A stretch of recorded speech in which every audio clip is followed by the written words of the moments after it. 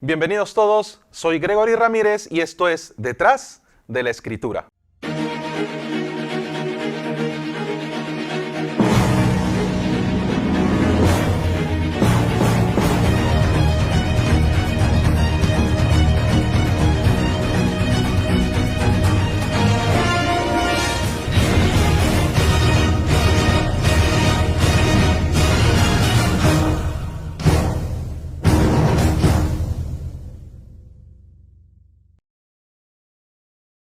¿Lo que comió Eva fue una manzana?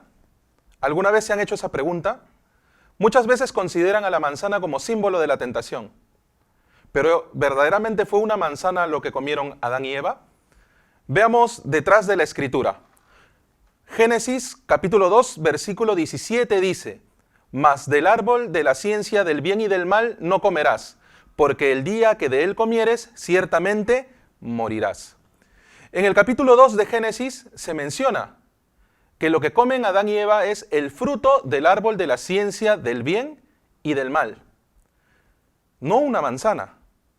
Pero algunos podrán decir, bueno, mencionan ese nombre, pero puede aparecer una manzana o puede ser un tema de traducción.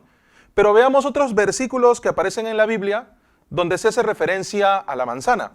Si vemos en Joel capítulo 1, en el versículo 12 dice, la vid está seca, y pereció la higuera, el granado también, la palmera y el manzano. El manzano es el árbol que da la manzana.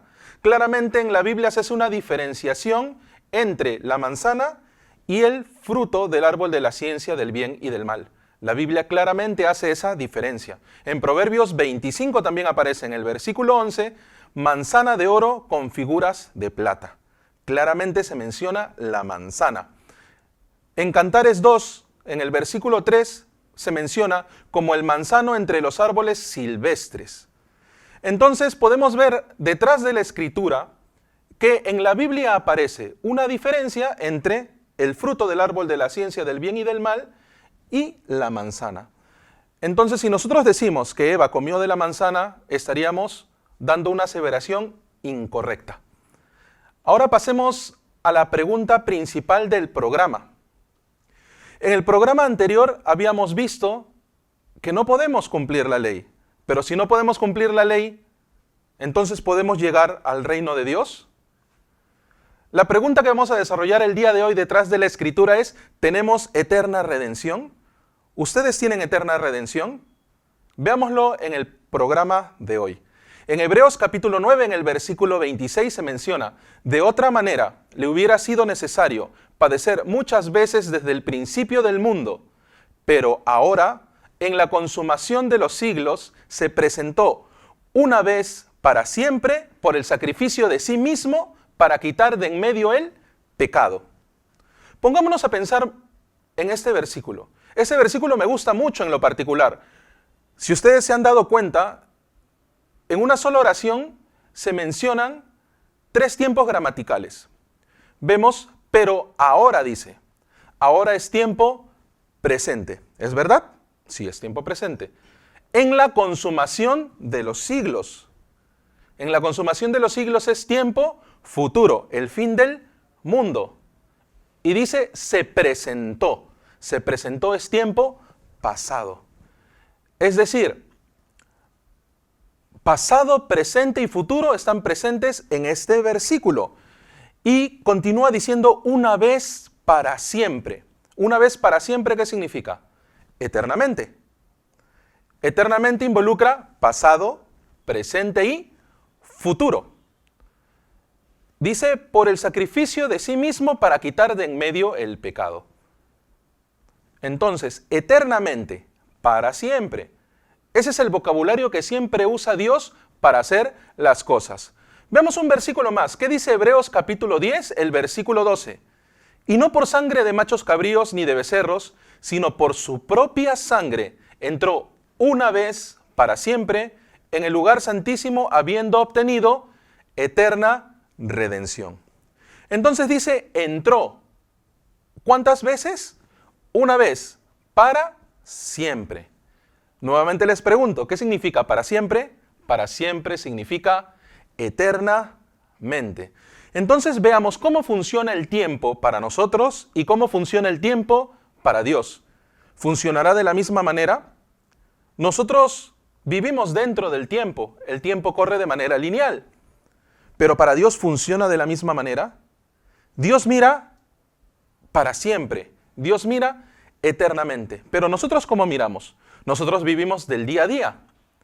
Entonces, para poder entender y para poder responder a esta pregunta, si tenemos eterna redención o no, ¿con qué vista tendríamos que ver? Vamos a ver un versículo más. En Apocalipsis, capítulo 22, en el versículo 13, dice, yo soy el alfa y la omega, el principio y el fin, el primero y el último. Dios dice alfa y omega. Él es alfa y omega, Él es principio y fin, Él es primero y último.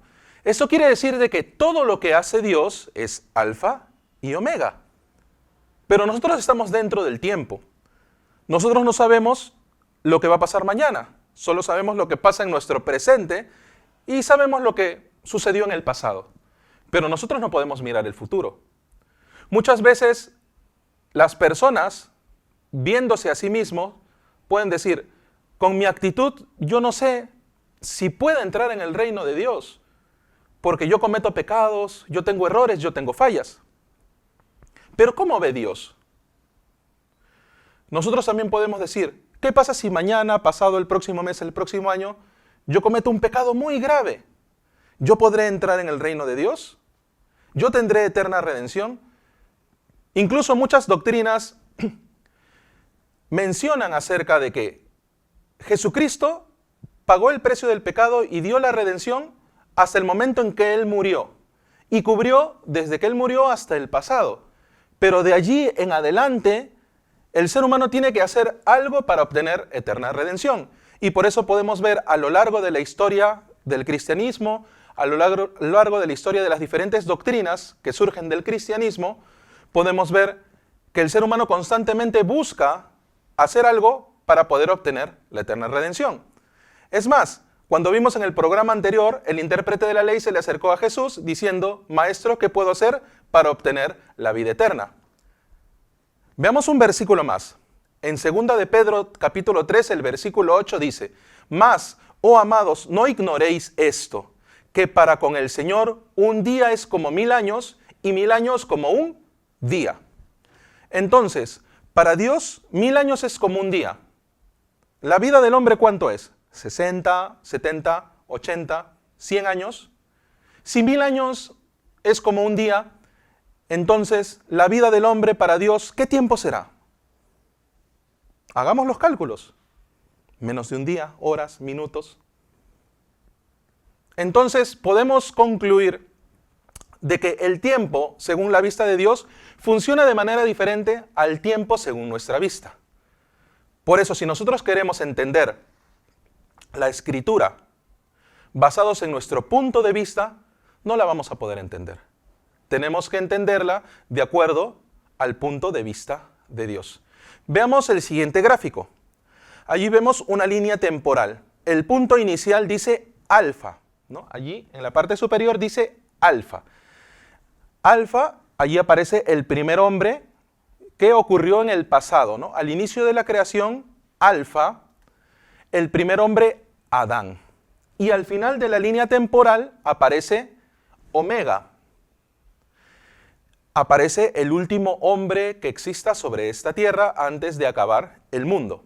Eso es en el futuro, o como vimos en el versículo de Hebreos capítulo 9, la consumación de los siglos. Nosotros vemos allí a la mitad de la línea temporal, hay un 0, allí está la cruz de Jesucristo, eso representa la muerte de Jesús. En el momento que Él murió, obtuvo la eterna redención.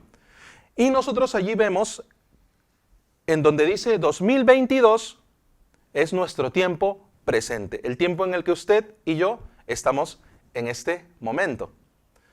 Entonces, Dios ve alfa y omega, pero nosotros solo vemos el presente. Así funciona el tiempo para nosotros.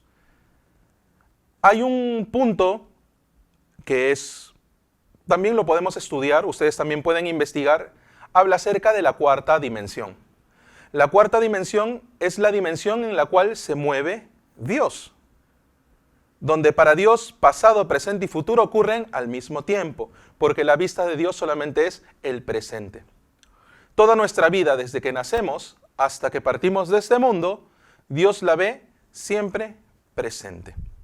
Dios siempre es alfa y omega, pero nosotros tenemos la eterna redención.